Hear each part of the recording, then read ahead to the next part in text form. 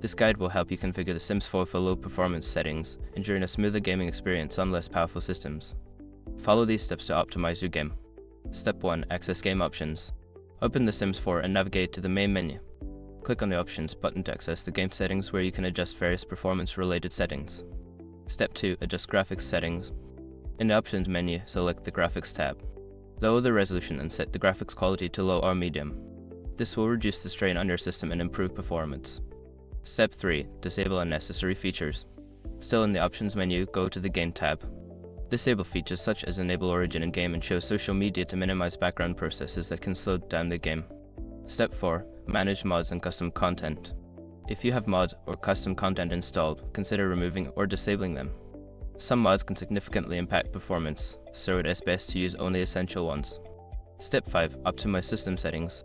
Outside of the game, ensure your computer is optimized for performance. Close any unnecessary applications running in the background and consider adjusting your computer's power settings to high performance. By following these steps, you can configure The Sims 4 for low performance, allowing for a more enjoyable gaming experience on systems with limited resources. Happy simming!